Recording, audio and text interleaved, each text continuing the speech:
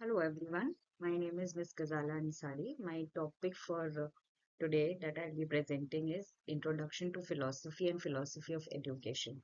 So basically the topic is very special because philosophy and education are deeply connected.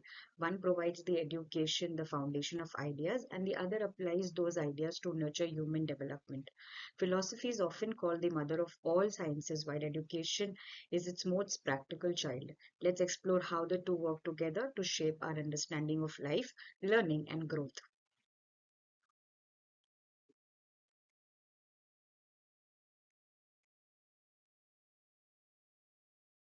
So, what is philosophy? The word philosophy comes from two Greek words, philo meaning love and sophia meaning wisdom. So, literally, philosophy means the love of wisdom. Philosophy is not just about thinking, it's the systematic and critical study of life's most fundamental questions. What is real? What is knowledge? What is right or what is wrong? What is the purpose of existence? It is a rational search for truth through reasoning and reflection.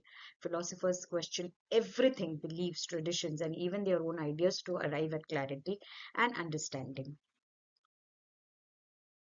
That is why philosophy can be called as critical pursuit of truth. So now we move on to our next slide, which is based on what is education. Education is, on the other hand, the process of facilitating learning or acquiring knowledge, skills, values, and habits. It is a lifelong journey that begins at birth and continues throughout our lives. Education happens in three forms. The first one is formal, which happens in schools and institutions. The next one is informal, that happens through daily life experiences. And the next one is experiential, that happens through doing and practicing.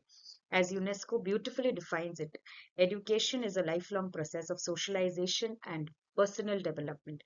Education shapes not just our minds, but our character and values. It helps us grow into better human beings.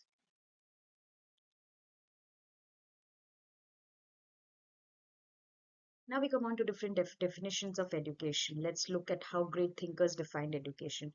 Swami Vivekananda said education is the manifestation of perfection already in man.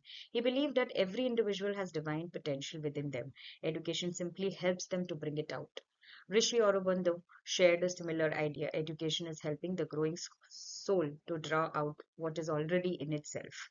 Pestalozzi and Fobral viewed education as the natural and harmonious development of human powers, while Dayanand Saraswati emphasized its moral and spiritual dimensions. So, all these thinkers saw education as a process of unfolding inner self.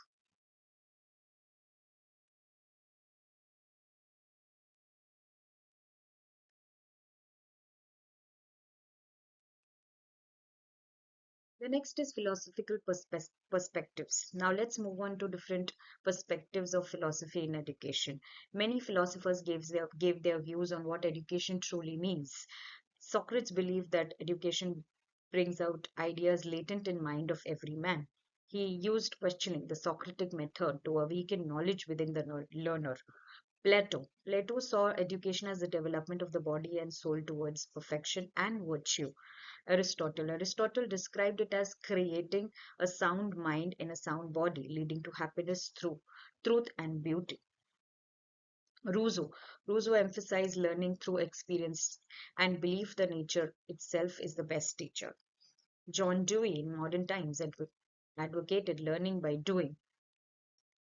For him, education was not just preparation of life, education is life itself. These philosophers together show us that education is not one time event. It is a continuous process that nurtures the whole person, mind, body, and spirit.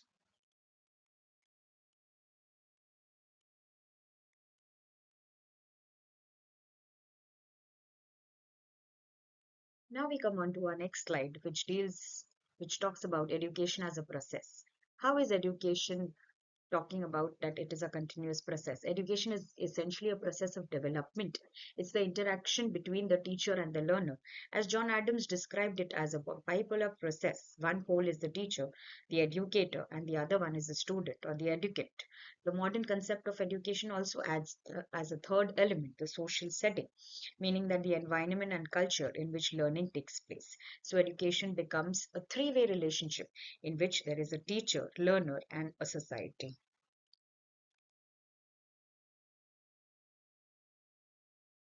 Now we come on to what is the meaning of philosophy of education. Now, when we combine these two ideas of philosophy and education, we get philosophy of education, which is a branch of philosophy that examines theories, aims, and values underlying educational practices. It asks us different questions, such as what should be the purpose of education, or what knowledge is the most important to teach, or how should we teach and why. John Dewey called philosophy of education as the critical examination of the beliefs and values that guide educational practices. In short, philosophy of education provides a vision and moral compass for teaching and learning.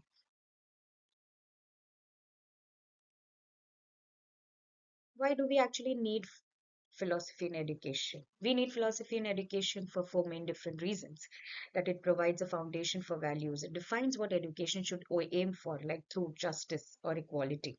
It also clarifies the purpose, whether education is for self realization, productivity, or social development. It forms the pedagogy where the teacher teaches and assess, and it also promotes reflection, helping educators constantly evaluate and improve their practice. So, philosophy ensures that education is not just mechanical but is also meaningful. Now, we come on to the different elements and characteristics of philosophy of education. So, which are the basic elements? So, the elements of philosophy of education involves five different elements. The very first one is aims of education, as to what outcomes are we going to achieve through them. The next one is curriculum. What knowledge and what skills are we going to provide the child with or the learner with? The teaching methods, how is the learning going to be facilitated? The next one is authority, as to who's going to decide and control the system, and the assessment, how learning outcomes can be evaluated. So its key characteristics are that it is reflective, it is normative, it is practical, and it is dynamic. It is reflective because it questions, normative because it sets ideals, practical because it applies in classrooms, and dynamic because it keeps evolving with time. The different examples of educational philosophies. The different educational philosophies have emerged from the different ideas. The very first idea is essentialism, which focuses on core academic knowledge and discipline. The next is progressivism, is inspired by Dewey, emphasizes experiential learning and problem solving. Parallelism values timeless truths and classic studies. Reconstructionism uses education as a means of social reform. Paulo Ferri called this education for liberation. Each philosophy offers a unique perspective on how education can shape both individuals and societies.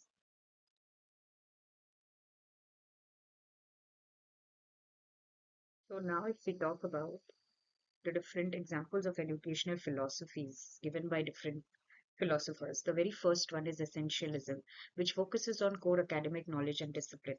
Progressivism, which is inspired by Dewey, emphasizes experiential learning and problem solving. Parallelism, which values timeless truths and classical studies. And Reconstructionism uses education as a means of social reform. Paulo Freire called this education for liberation. Each philosophy offers a unique perspective on how education can shape both individuals and societies.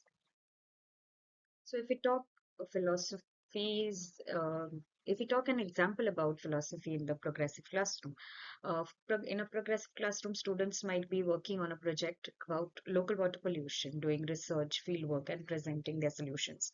Your learning is not passive, it's active, experiential, and socially relevant. That's philosophy in action. To conclude, philosophy is truly the soul of education. It gives direction, teaching, purpose to learning, and more meaning to life. As the last slide of presentation says, philosophy is the soul of education. Education requires a clearly defined purpose. Purpose must guide action, and action demands reflection. So, philosophy helps us ensure that education does not merely fill minds with facts. It shapes human beings who can think, feel, and act wisely. With this, I come to an end of my project on philosophy of education. Here are the different references from which my data is collected. I hope the project gave you a better understanding on what are the different meanings and definitions and characteristics of philosophy on education. Thank you so much, teachers.